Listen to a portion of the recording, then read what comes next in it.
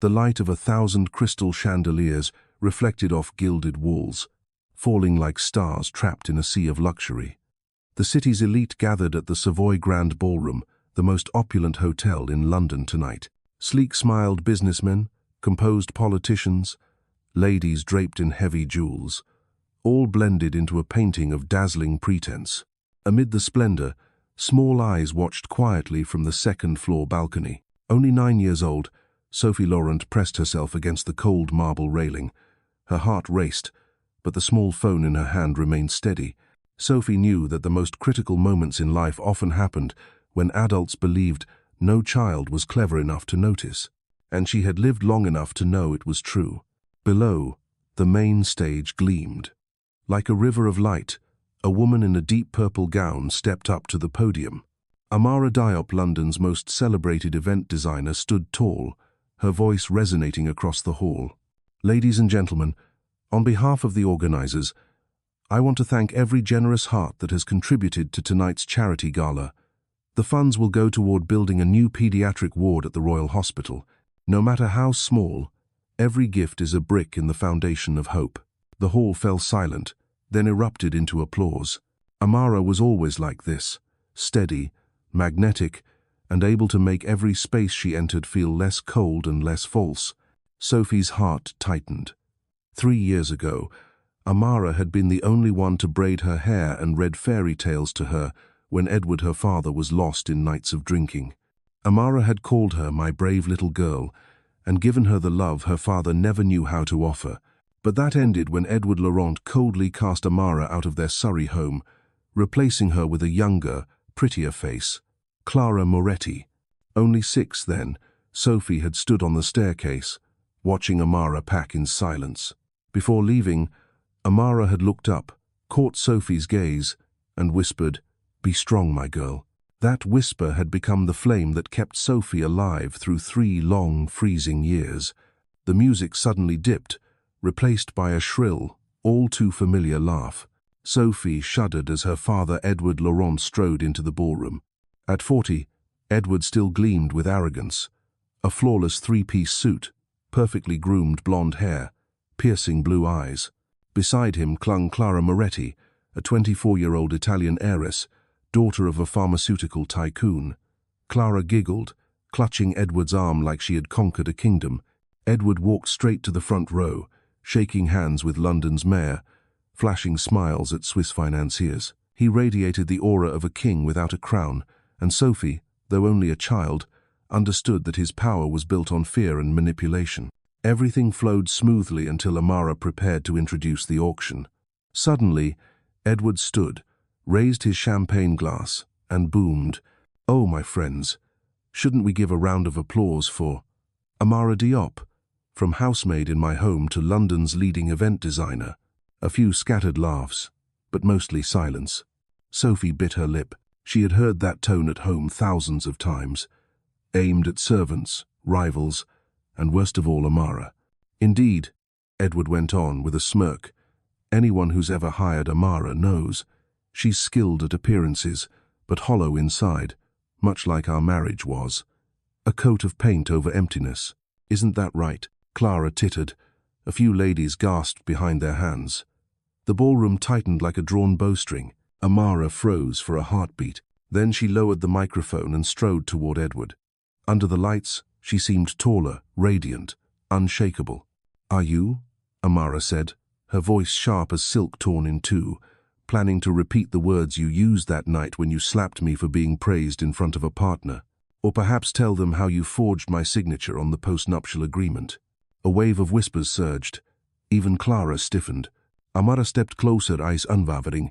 "My mother was a nurse, my father a teacher.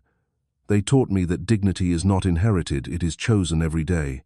I chose to rise from the ashes you left me in. I don't just design events. I rebuild lives shattered by men like you. I turn ruin into phoenix." The hall exploded. Applause thundered, relentless, as people rose to their feet, not only because Amara had struck back, but because she had transformed humiliation into proof of strength. Edward stood frozen, champagne glass trembling. From the balcony, Sophie pressed stop on her recording. On the screen, Evidence File 001, Gala Night. She whispered, lips set with resolve.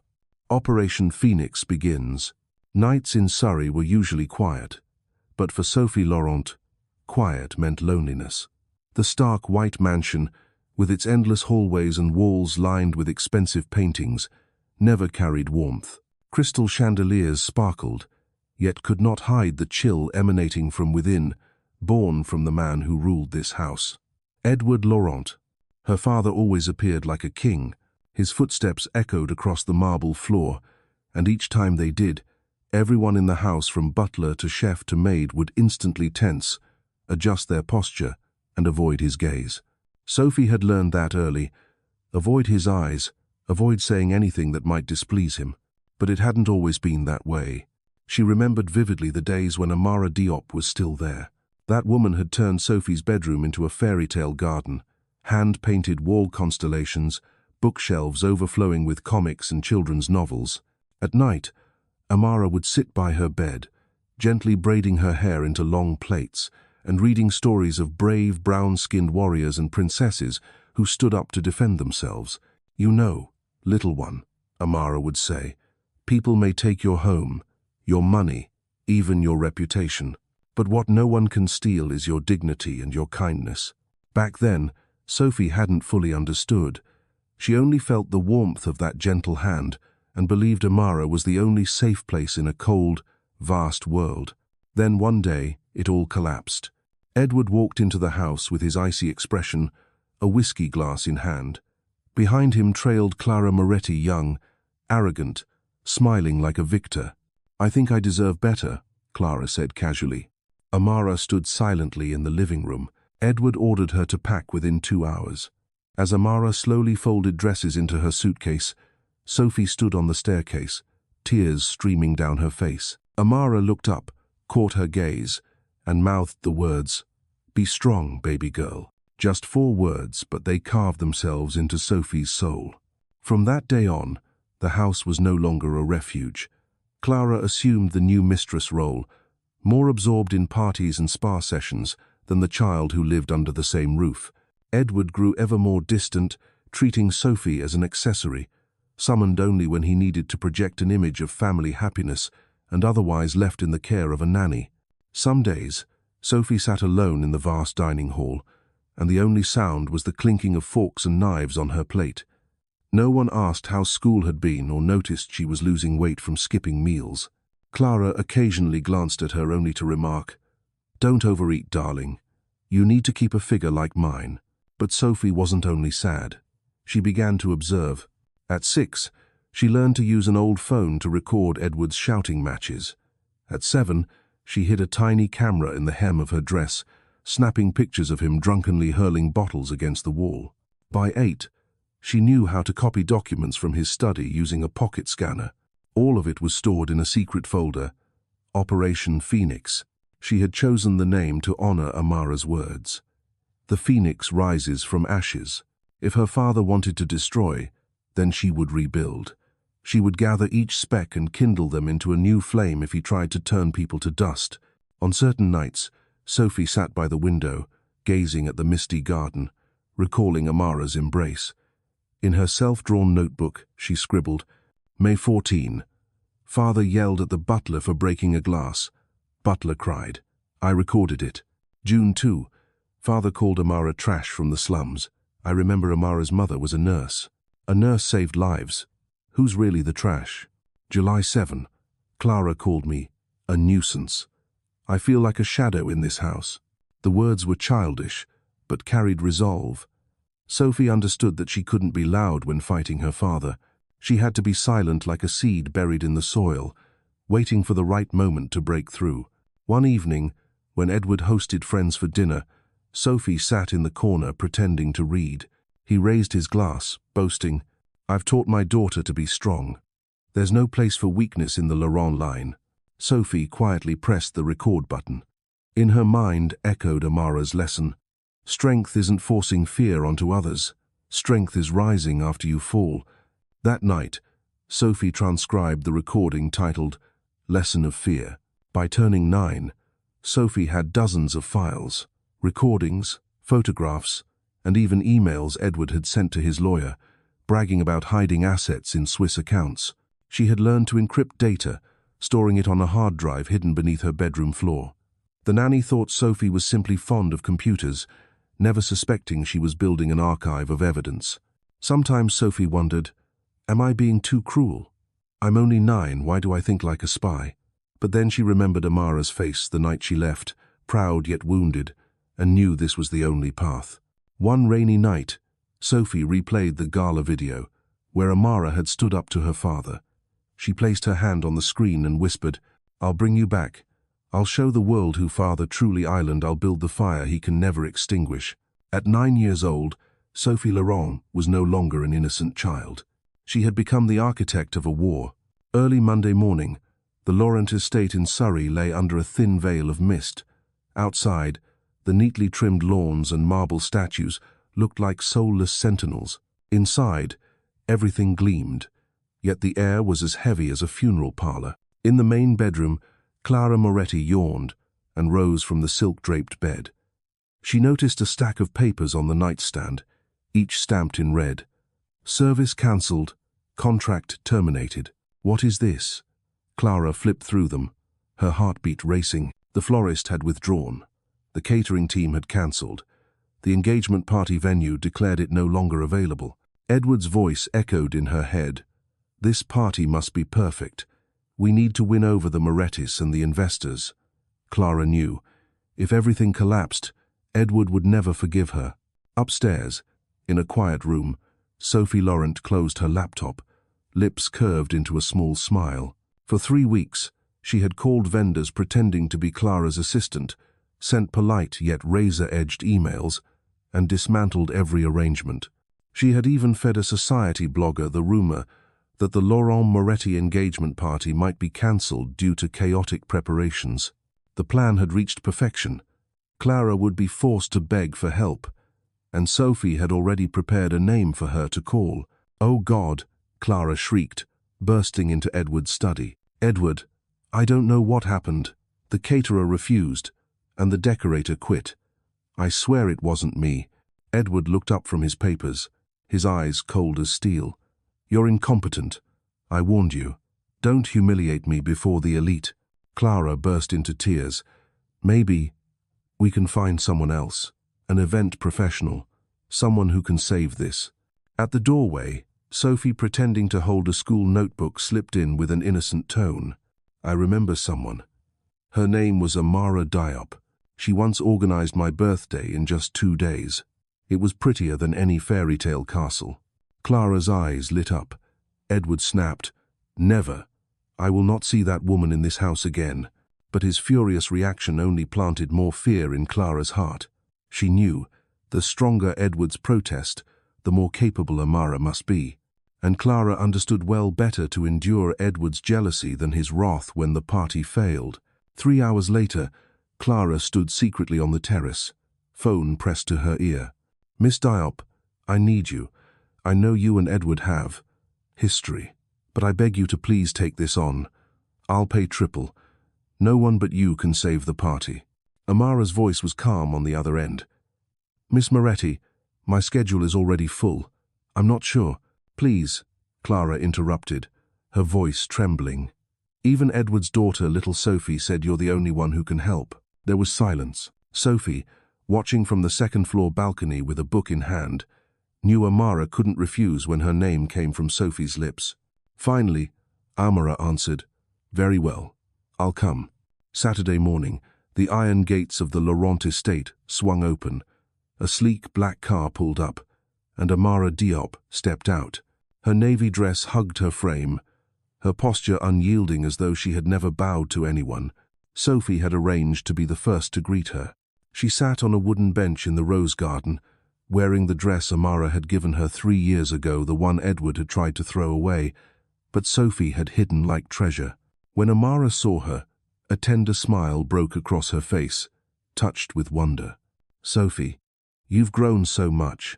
Sophie ran to her, clinging tightly. "I missed you so much."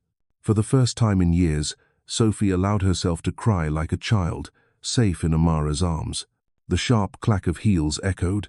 Clara appeared, shrill. "Sophie, don't bother Miss Diop. She's here to work, not to indulge in old feelings."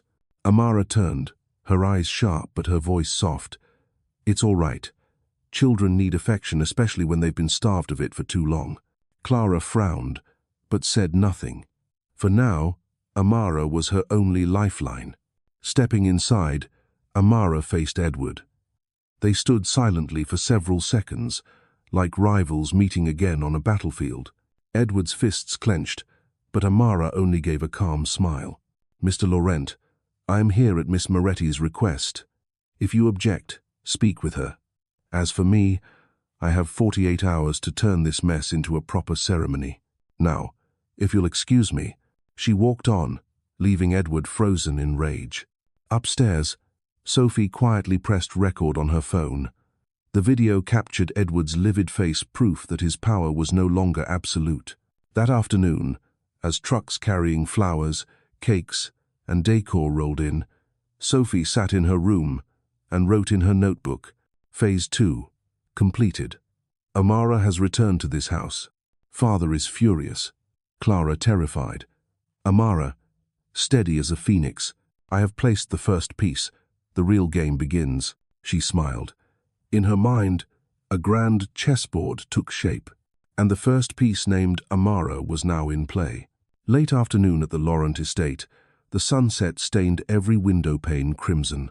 The gardens buzzed with trucks from the new vendors Amara had summoned. Servants whispered to one another, "Never seen Miss Moretti so obedient before." Only Edward stood apart. He smoked furiously on the veranda, eyes fixed on Amara like a wounded wolf, seething, powerless. From her upstairs window, Sophie observed it all, her small hand resting on the thick notebook, Operation Phoenix. Her plan was to bring Amara back and secure allies, adults powerful enough to shield her when the decisive moment came, and she had chosen her target, Julian Hartmann. Julian Hartmann was unlike other tycoons. He rarely appeared in tabloids and never flaunted young mistresses at parties. Instead, society pages caught him quietly, handing extensive checks to charities or sitting among students discussing entrepreneurship. Sophie had noticed. Wherever Amara organized an event, Julian was there, always standing discreetly at a distance, his eyes betraying admiration. Even at 9, Sophie understood this was more than respect. It was affection. While Amara arranged flowers and Clara fussed over gowns that night, Sophie opened her laptop. She composed an email, posing as the event organizers, inviting Julian to the Laurent Moretti engagement party. At the bottom, she added a handwritten line, imitating Edward's style, "Your presence would be an honor to our family, especially as Sophie deeply admires your charitable work." Sophie knew Julian would never refuse a note that mentioned her, and as expected, the reply came the next morning. "See you Saturday evening. J.H." At the same time, fate handed Sophie another golden chance. One evening, Edward, drunk, forgot to lock his study. Sophie slipped inside. The room reeked of whiskey and tobacco, its walls crowded with oil paintings flaunting lineage. She knew exactly where the safe was, behind the portrait of Henri Laurent, Edward's father. Her small hands trembled but moved with precision. She entered the code. The safe clicked open. Inside were cash, property deeds, and a worn leather folder. She opened it. Letters, all dated, all signed, all addressed to Amara Diop. None had ever been sent. Sophie read them, her breath caught. "Amara, tonight I struck you. You looked at me like I was a monster, and I still did it, because power tasted sweeter than love. Tomorrow, I'll bring the lawyer. You'll walk away with nothing, but I know you'll rise again. That is what I hate most about you, you never fall. I see Sophie growing more like you every day, and I hate it. You've stolen her from me with the love in your eyes, a love I never had.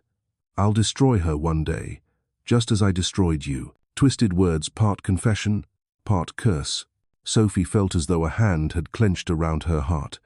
She photographed every page and saved them to her secret hard drive. This was more than evidence of abuse, it proved.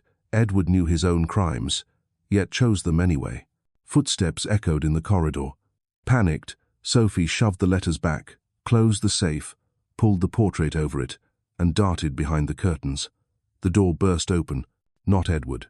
Isabelle Laurent, Edward's sister. Tall, hair tied back, eyes stern yet gentle.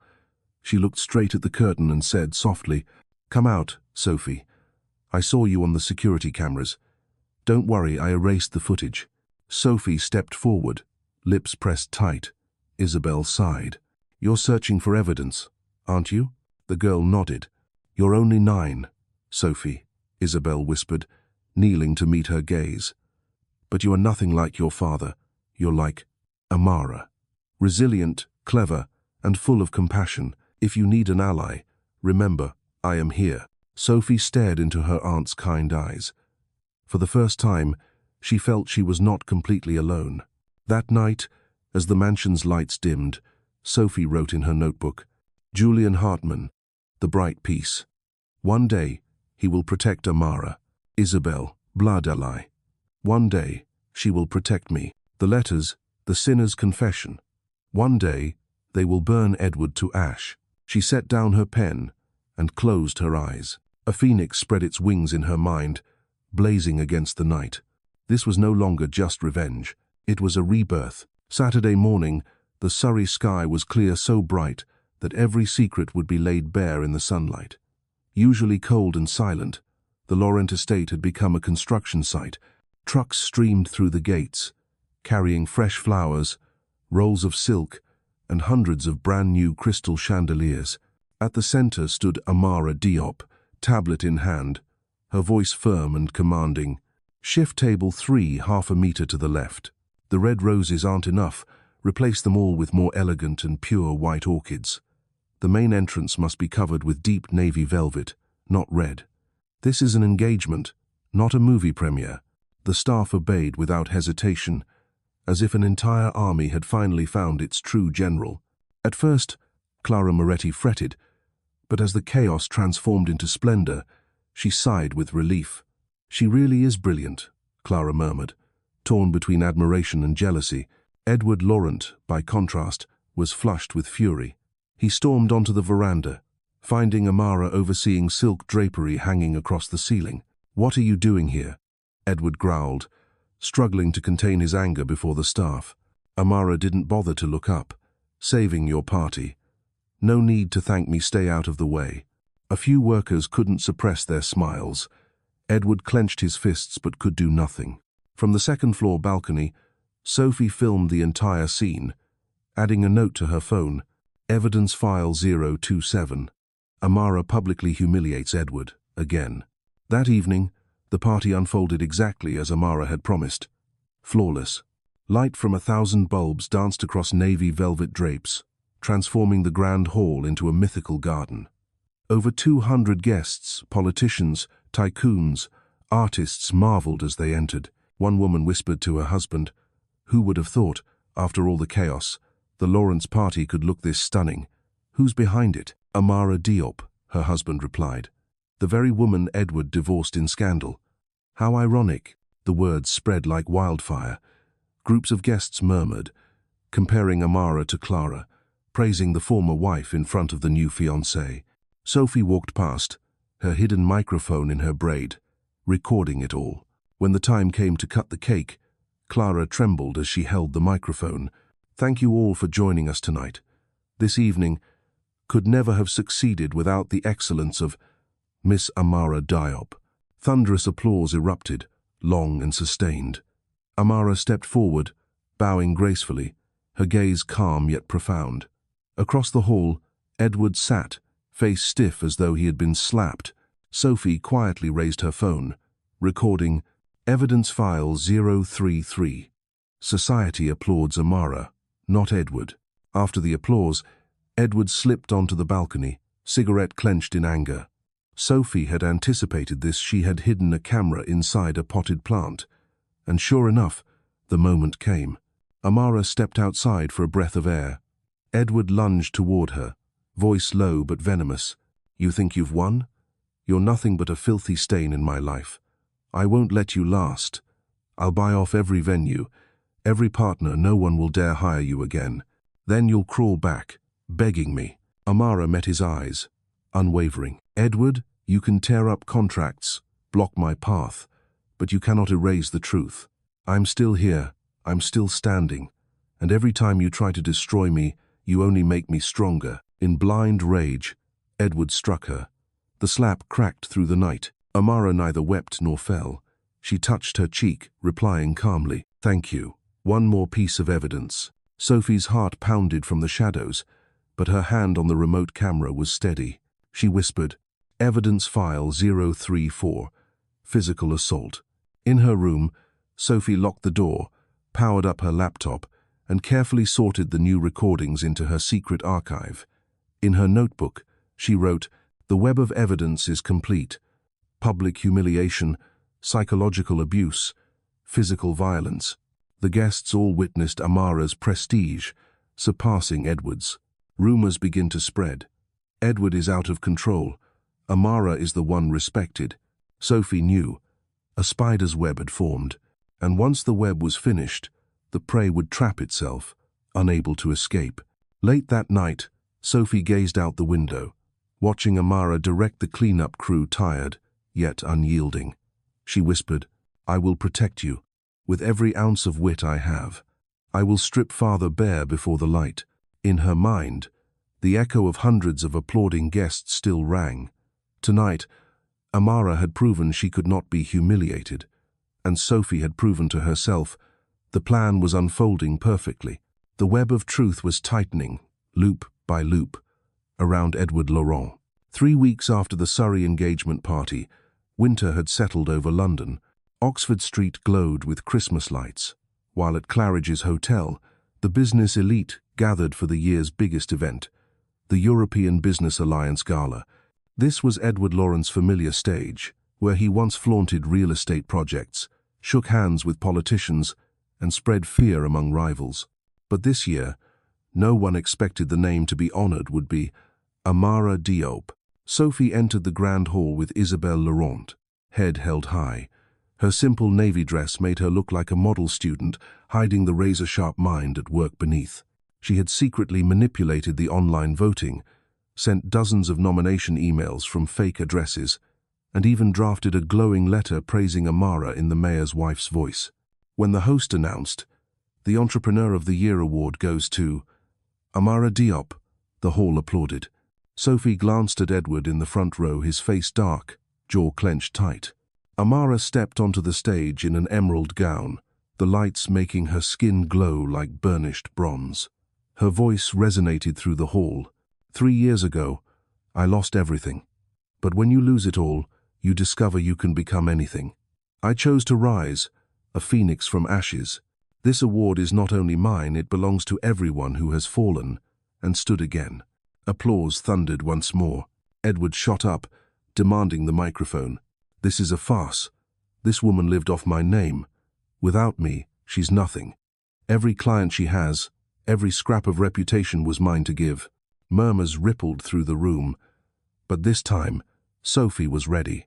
She pulled out her phone and connected it to the hall's big screens via the USB she had hidden earlier. With one tap, the screens lit up with a video. Edward, drunk in his study, boasting to his lawyer, "They'll never find the money." His voice slurred across the speakers. "And Amara? I made sure she walked away with nothing. That's justice." The hall went silent. Then, chaos.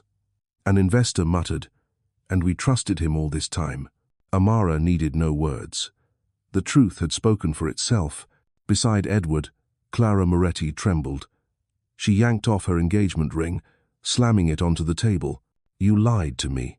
You only wanted my family's money to patch up your filthy empire. I won't be your next victim." She rose, storming out of the hall, leaving Edward paralyzed. Sophie turned her camera toward him, recording every second of Clara's departure.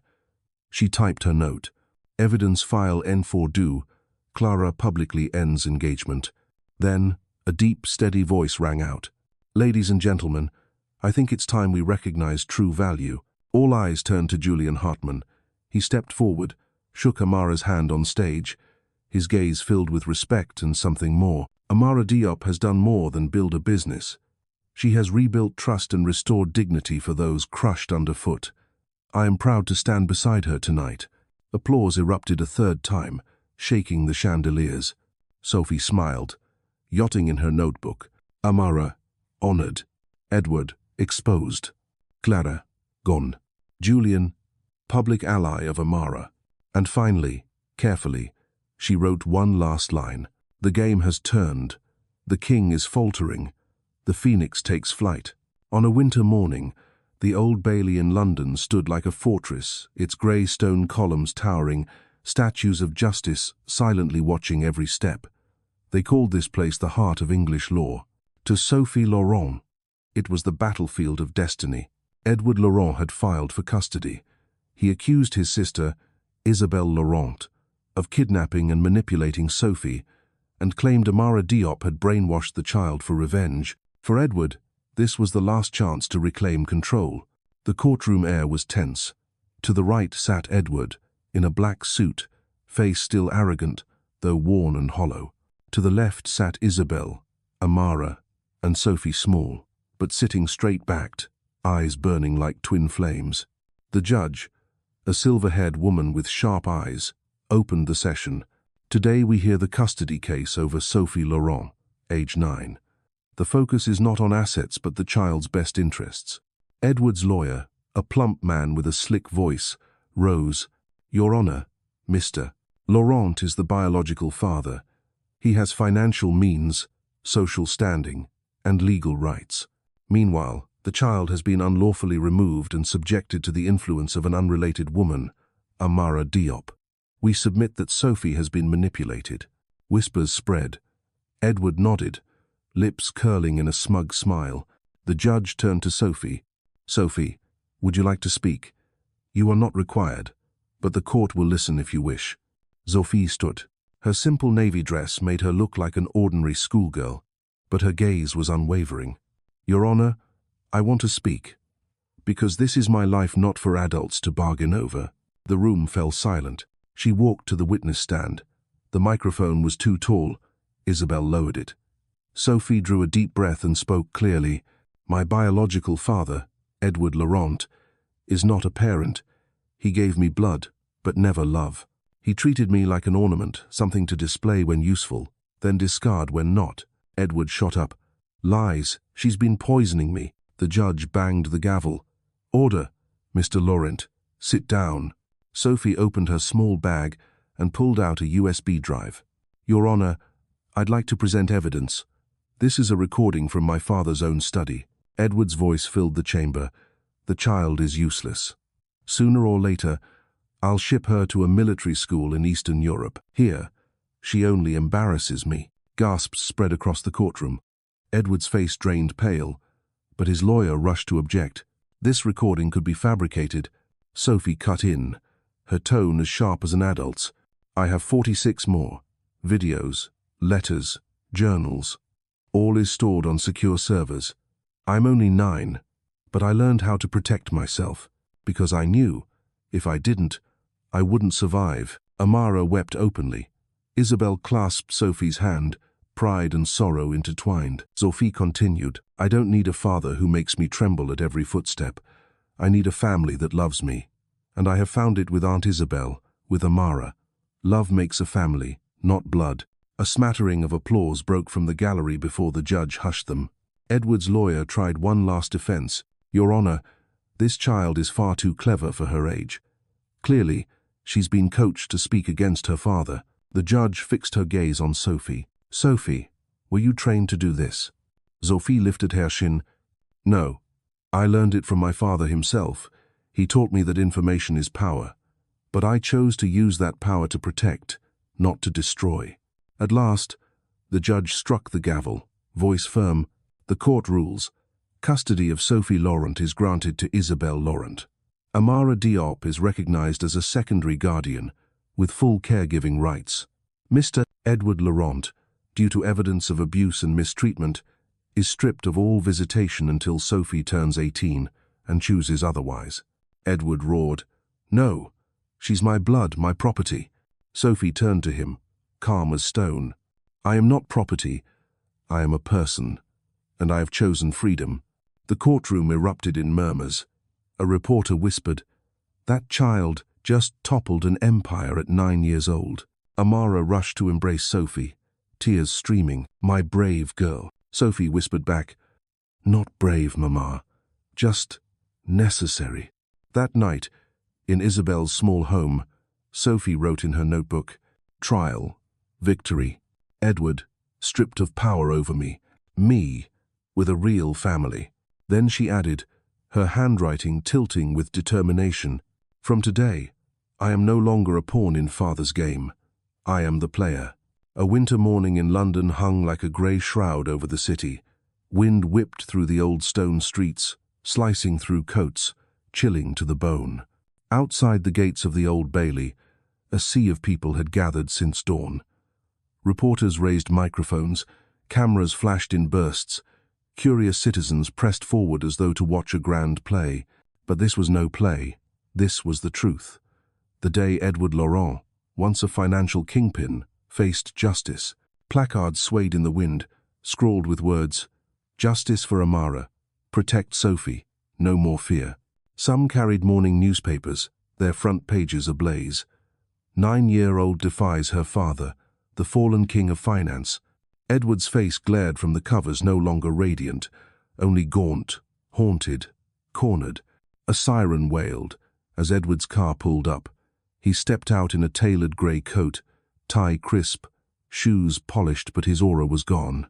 Dark circles carved his eyes, hair unkempt, his posture brittle. Flashbulbs detonated like blades. "Mr. Laurent, any comment on the embezzlement charges?" one shouted. "Did you truly threaten your daughter, as she testified last week?" Another pressed. Edward did not answer. Head bowed, he strode quickly inside, every movement captured, every step destined for headlines within hours. Inside, the courtroom was packed, not a seat free. The back rows swelled with reporters, investors, former employees, even politicians who once toasted Edward now slipped in, pretending they came only to observe. In truth, all had come to witness the fall of a monument. The allure of tragedy always drew a crowd. Julian Hartman sat in silence at the prosecution bench, navy suit immaculate, gaze locked on Edward like a blade. Beside him, Amara was in a simple black dress, her hands trembling slightly beneath the table, not from fear, but from memory. Nights of blows, public humiliations, the moment she walked out with nothing. Yet she sat tall. This was not just Edward's trial. It was proof she had survived. Behind her sat Isabel, holding Sophie's small hand.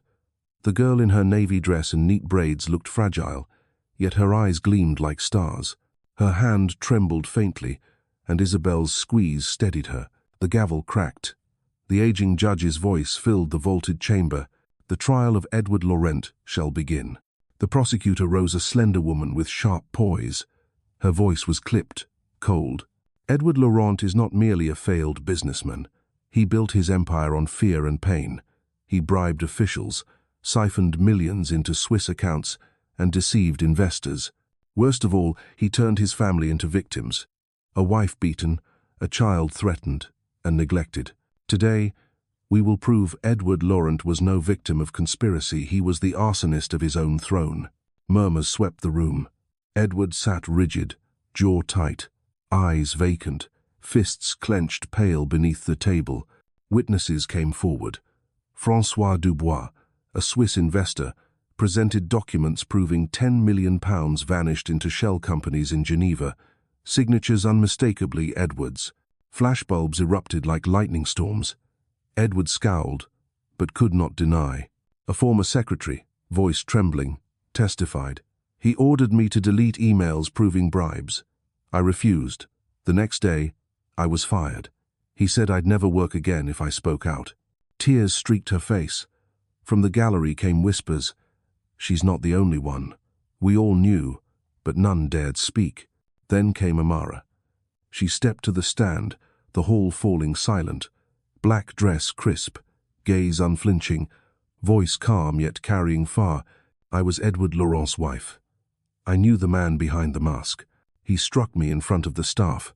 He forced me to sign false agreements. I left with nothing, but the worst was not losing wealth. It was watching my daughter Sophie grow up in a house without love, treated as an object. Her voice quavered, but she pressed on. I stand here today not just for myself, but for everyone Edward Laurent has crushed. Applause broke out, swelling until people rose to their feet. The judge banged his gavel, calling order, yet even he nodded faintly, as though compelled by the truth. Edward's lawyer stepped in, honeyed voice dripping. Your Honor, my client is the victim of a smear campaign. These videos, recordings, documents, all could be fabricated. Witnesses, biased, and the key witness, a 9-year-old child. Would you entrust a man's fate to the testimony of a child? Edward rose, adopting the mask of a grieving father. His voice trembled. Daughter, speak. Tell them you still need me. Tell them I never stopped loving you. The courtroom froze. Isabel tightened her grip. Amara shook her head slightly. Sophie rose anyway. Her petite frame walked to the microphone and lowered to her height. Her voice rang out pure, steady. I once needed a father, but you never needed me. You called me a burden. You said you'd send me away to be fixed. I am not a broken machine. I am a human being. Gasps rippled. Some reporters stopped writing, transfixed. Sophie continued. You ask if I need you. I already have my answer. I need love, not power. I found love in Mama Amara, in Aunt Isabel. You only brought fear. Edward exploded, roaring. Lies. She belongs to me. His face crimson, eyes wild. The judge slammed the gavel. Order. But Sophie did not flinch. She met his gaze, serene. I am no longer your shadow. I choose freedom. The prosecutor rose again, cold smile cutting. She held a folder aloft. Your Honor, final evidence. Handwritten letters found in the defendant's safe. Authenticated handwriting. Content. Confessions of abuse. Fraud. Hatred of his own daughter. One was read aloud. I struck her and felt strong. I hate Sophie because she looks too much like her. The hall fell deathly silent. Edward stammered. That's private, not admissible. The judge's reply was iron. It is admissible. Sophie sat down, heart pounding, eyes shining. In her mind, a phrase echoed, he is no king, only a man stripped bare before the light. The court adjourned for deliberation. As police escorted Edward out, cameras blazed. But no one called him king anymore. They called him what he was, embezzler, abuser, monster.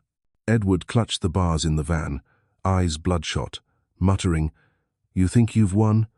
I still have a way. But even he knew the walls of Old Bailey would not open for him again. The next day, the sky hung heavy with leaden clouds. No sunlight broke through, as though London knew a rotten era was ending. Crowds surged up the Old Bailey steps, larger than before. Papers screamed, King of finance or fraudster. 9-year-old defies her father. Caricatures of Edward, in a fallen crown, plastered the streets. When his car arrived, the roar rose like a tide. He emerged in his fine coat, but staggered, eyes red from sleepless nights, lips cracked, hands twitching. He inhaled and tried to raise his head, but unshakable shame cloaked him. Inside, tension choked the air. Whispers. Today was the verdict. The gallery was crammed with his former employees, faces tense, eager to see justice. Investors, politicians, and all who once bowed to Edward now waited to see him fall. Amara sat in the front row, composed in a dark teal coat, dignity radiating without ornament. Beside her, Julian Hartman gazed steadily, nodding reassurance. Isabel sat behind, arms around Sophie. The child clutched her notebook, eyes clear, as though already knowing every moment ahead. The gavel thundered. The judge entered. Silence crushed the hall. The verdict fell, each word a hammer. After full review of evidence, testimony, and authenticated documents, this court finds Edward Laurent guilty of embezzlement, financial fraud, bribery, and domestic abuse. Sentence: 15 years imprisonment. No parole for the first 10. Assets seized for restitution to victims and investors. The hall erupted. Cheers, sobs, applause collided. Reporters scribbled, Cameras flared. A woman wept openly, once fired by Edward for saying no. An elderly investor bowed his head, tears falling. At last, justice. Amara closed her eyes, tears streaming, tears of release. Isabel clutched Sophie. The girl's gaze never left Edward. He sprang up, pale, then crimson, sweat pouring. He screamed, "No! Conspiracy! Lies! Betrayal!" He lunged towards Sophie. Shouts erupted. Guards rushed. But faster still, Julian Hartman stepped in front, shoulders like a wall, eyes like ice. Edward faltered, reaching out with trembling hands, voice breaking, "Daughter, don't leave me. You're all I have." Sophie did not flinch. Her eyes shone, calm, neither angry nor afraid, not even pitying. Her voice rang clear, "I'm not leaving you. You left me long ago." The words sliced the final thread. Edward staggered, eyes bulging, mouth opening soundlessly. His body sagged, like a cracked statue collapsing. Guards seized him, cold cuffs clamped tight. The metallic snap rang out like a death knell. The hall erupted. Some shouted, some wept, some raised phones to capture the moment. Headlines were written in real time. "The king falls, toppled by his own daughter." Edward was dragged away, head bowed, eyes still searching for Sophie. But she only watched, serene, her gaze a mirror of truth. He had lost everything. Outside, the crowd roared like a festival. They chanted Amara's name, lifted Sophie's photo, and shredded newspapers of Edward's downfall into confetti. A former employee clung to Amara, sobbing, "Thank you for giving us courage to lift our heads." Amara embraced her, tears flowing, but for the first time in years, they were tears of release. Julian's hand rested steady on her shoulder. Sophie, held close by Isabel, quietly opened her notebook and wrote, "The throne has fallen. I am no pawn. I am the player." Then she closed it, lifted her face to the grey sky. The cold wind struck her cheeks, but she did not tremble. The fire in her heart blazed brighter than ever. Every paper printed the same image that day. Edward Laurent in handcuffs, dragged from the court. No longer a mogul, no longer a king, only a cursed name, an embezzler, a monster of a father. And in a quiet corner of the courtroom, Sophie sat still, knowing the battle was over.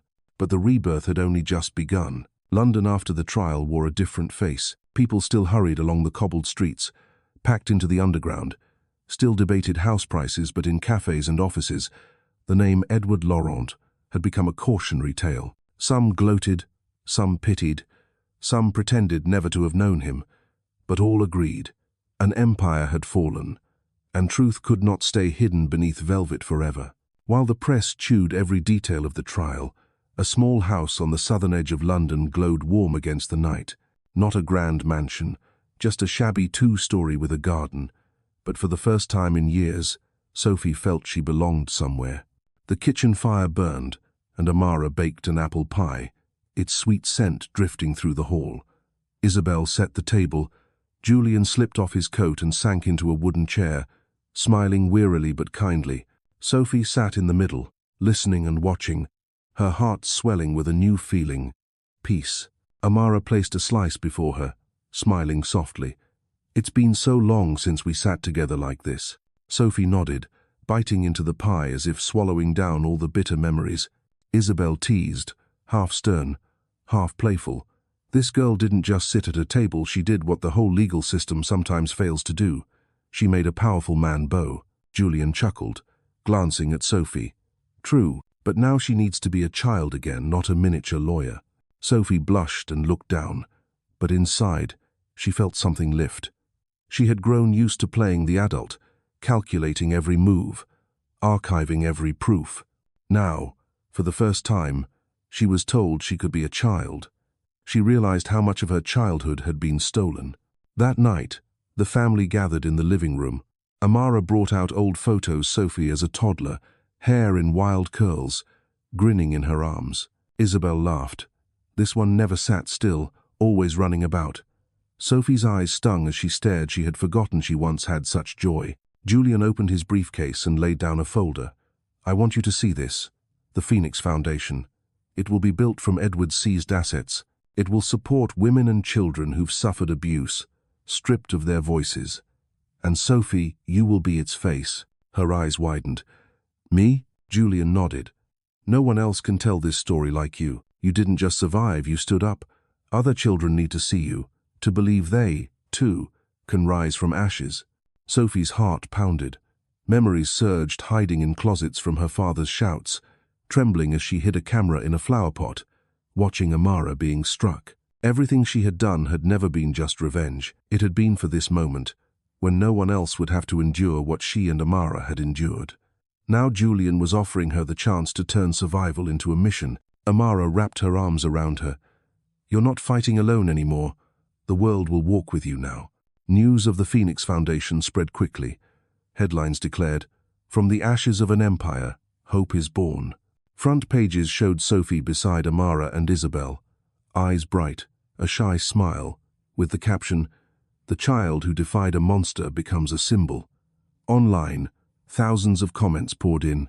"This is the true Princess of England, not the ones in castles. If a 9-year-old can say no, then we adults have no excuse to stay silent." Not everyone rejoiced. Politicians once close to Edward fell silent, fearing investigations. Tabloids tried to smear Amara again, but no one listened. Public opinion had chosen its side. The little house filled with laughter. Sophie learned to bake with Amara, play chess with Julian, and hear Isabel's childhood stories.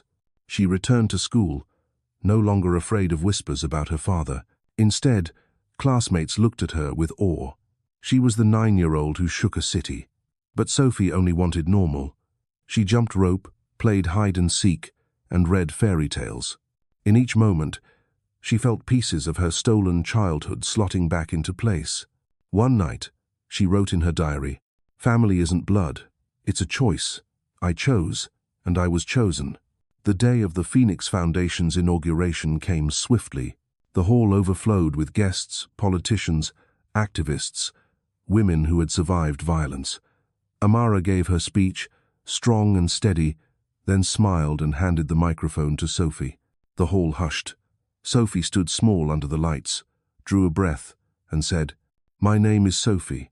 I once thought I was just a shadow, afraid every day. But I learned that even a child can stand up. Today we have the Phoenix Foundation to remind us all, from ashes, anyone can rise."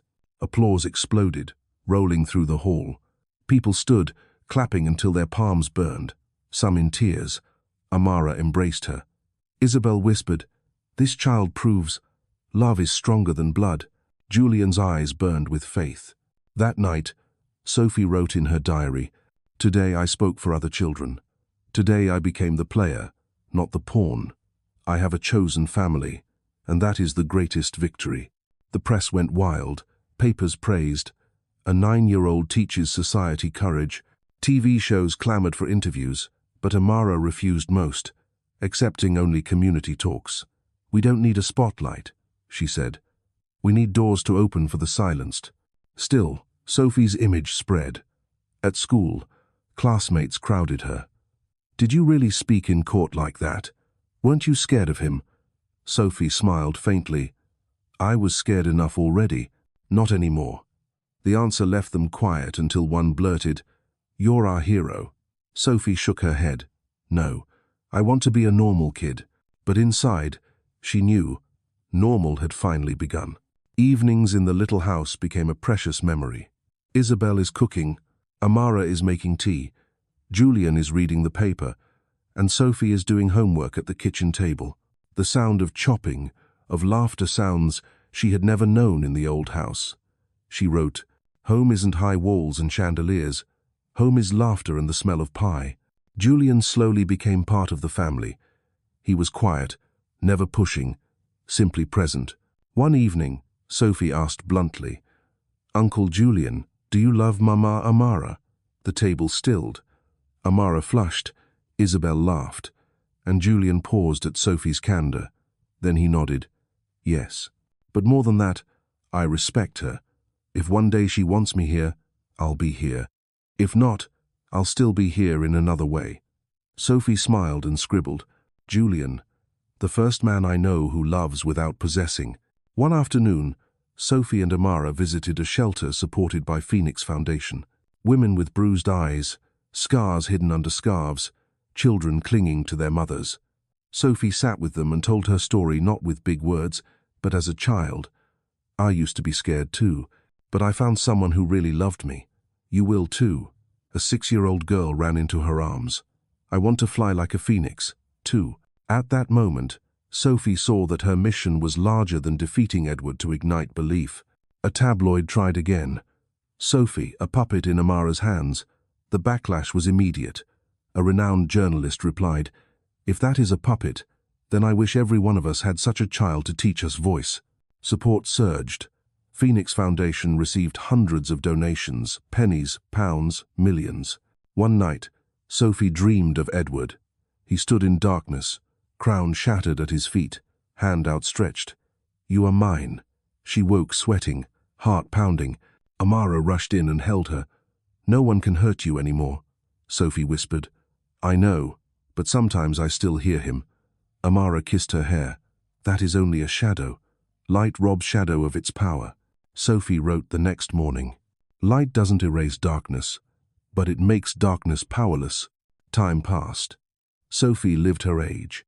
She went on school trips, laughed in the park, practiced piano with Isabel, and talked for hours with Amara. Her notebook was filled with evidence and poems, sketches of phoenixes, and promises to herself. One page read, "Family is where you are chosen to be loved." And I was chosen. Her 10th birthday arrived. Amara hung paper lanterns in the garden. Isabel set the cake, and Julian carried in a big box. Friends gathered, laughter filled the yard. Sophie closed her eyes over the candles, wishing, "May every child in fear find a home like mine." When she opened them, Amara and Isabel watched her with love. Julian raised his glass. "Happy birthday, little phoenix.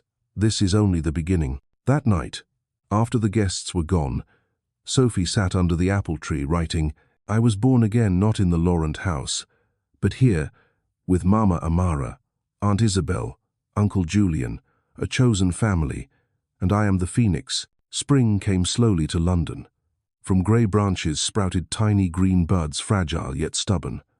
Sophie gazed out her classroom window, chin resting in her hand, thinking of the path behind her. Only months had passed since Edward's sentencing, yet it felt like a lifetime to her. From the frightened child secretly recording her father's rages, she was now here listening to her teacher, friends whispering beside her, and she felt something new, complete freedom. At the little suburban house, life had changed. Isabel often hummed while cooking. Amara had begun to expand her event business, and Julian dropped by more frequently as a Phoenix Foundation partner and as part of the family. The kitchen was always warm, laughter echoing down the hall. Sometimes Sophie sat quietly, just watching, her chest full of a feeling she had never known before, peace. The Phoenix Foundation grew faster than expected. Each day brought letters and emails, thanks from women who had escaped abuse, pleas from children seeking refuge. Amara traveled constantly, yet never missed dinner with Sophie. Julian poured time and money into the work and spent late afternoons teaching Sophie chess. "Every game is a battle," he told her, "but unlike life, here you can lose and start again." Sophie smiled, committing the lesson to memory because mistakes had not been allowed in her life. One afternoon, Amara brought Sophie to meet the children supported by the foundation. The room was small, and the walls hung with colorful drawings of houses and flowers. When Sophie entered, eyes turned. A boy whispered, "That's the girl from the papers." Another ran forward, clutching her hand, eyes shining. "Sophie, I want to be strong like you."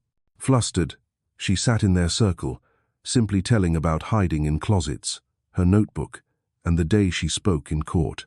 They listened, some crying. When she finished, silence fell. Then a 6-year-old girl stood and whispered, "I'll fly like a phoenix too."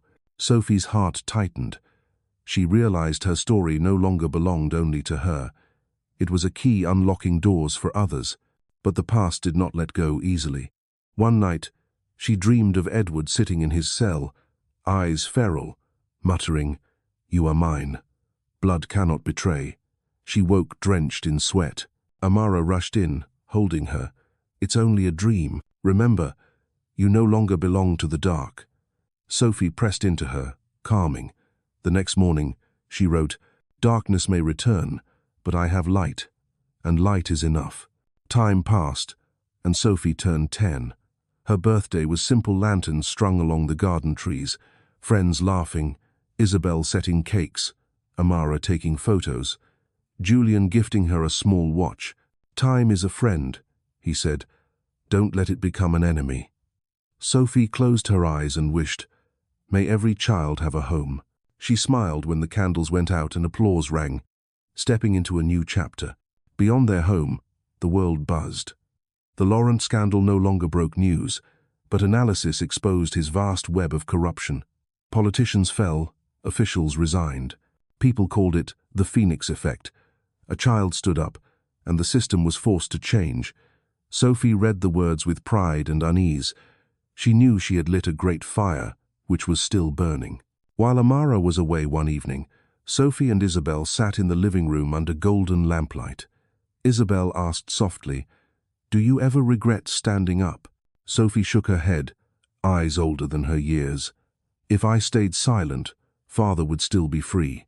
Others like me, like Mama, would still suffer. I couldn't let that happen." Isabel smiled sadly. "You should have been playing with dolls, not testifying in court." Sophie paused, then answered, "I still played, only I played chess with Father, and this time I won." Julian arrived, hearing the words. He rested a hand on her shoulder. "You've won the most important game. But remember, you don't always need to win. Sometimes it's safe and right to let yourself lose, so you can rest and be loved." Sophie looked up at him, realizing for the first time that not every moment needed to be a battle. The house celebrated when Amara returned, bringing news of a significant new grant. They laughed, sang, and danced in the living room. Sophie wrote in her diary, "This is family. Not cold walls, but hearts beating together." That summer, the Phoenix Foundation opened a new office in central London. Not a gleaming tower like Edwards Companies once occupied, but a renovated red brick building with a modest sign shining, "Phoenix Foundation, where new beginnings rise." Amara showed Sophie each room, intake, counseling, and play areas. The walls displayed drawings of phoenixes made by children rescued. Sophie touched one, a bird rising from ash, and whispered, "This is us." At the opening, Sophie was most moved, not by dignitaries, but by ordinary faces. A woman with 2 children thanking the foundation for safety, a 12-year-old boy saying he was back in school. Listening, Sophie felt small but also part of something vast. That night, she wrote, "I no longer live just for myself. I live to remind the world, from ashes, people rise." She drew a little bird, wings spread. In September, school began. At an assembly on courage, the headmaster invited Sophie to speak. Nervous, she looked out and saw Amara, Isabel, and Julian smiling in the front row. She told of fear, feeling invisible, and learning to speak. "Courage doesn't mean you aren't afraid," she said. "It means you do the right thing while trembling." Applause thundered. Friends swarmed her after, hugging her. For the first time, Sophie wasn't just the trial girl. She was simply one of them with a story to tell. That evening, Isabel took Sophie to a nearby park. They sat on a bench, city lights twinkling. Isabel whispered, "At your age, I wish someone had told me family isn't always blood. Now you're giving that to others." Sophie leaned on her shoulder. "I just want no child to grow up like I did." Isabel's arms tightened, eyes shining. "You turned pain into strength. Only a phoenix can do that." Amara brought Sophie and Isabel to an empty lot, late in the year. A sign stood, "Phoenix House." Her voice shook. "This will be a shelter for women and children with nowhere else to go. A home for the homeless." Sophie looked across the field, imagining laughter, running children. She gripped Amara's hand. "You've turned darkness into light." Amara answered, trembling, "No, you did." At the groundbreaking, Sophie laid the first brick. Her small hand pressed it into wet cement. For a moment, she felt she was rebuilding her own life. Applause rose. some weeping. Headlines read, "From trial child to builder of homes." For the first time, Sophie saw her face on a front page and did not feel exposed, only proud. That New Year's Eve, the family gathered around the table. Amara poured wine for the adults and apple juice for Sophie. Isabel raised her glass. "To chosen family," Julian added. "To phoenixes rising." Sophie lifted her cup, eyes glowing. "To every child who finds a home." Fireworks burst across the London sky. Sophie looked up, light bursting in color, her heart swelling with hope. Later, alone at the window, her diary open, she wrote, "Once I gathered evidence to fight my father. Now I write to record rebirth. I am no longer a witness to darkness. I am a storyteller of light. I am the phoenix, and I have found the sky." Closing the book, she knew a chapter was complete. Edward Laurent was nothing more than a name in a file, a forgotten prisoner. But her new family, the Phoenix Foundation, the children they would help, this was only the beginning. And in her small but steadfast heart, Sophie whispered a promise: "I will fly, and I will help others fly too."